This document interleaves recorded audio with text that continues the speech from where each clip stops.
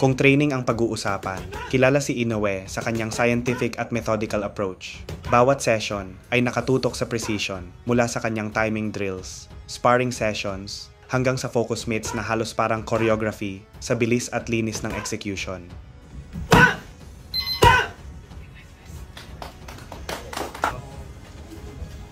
Samantala, si Akhmadaliev naman ay galing sa amateur background na punong-puno ng karanasan sa Olympic-style boxing.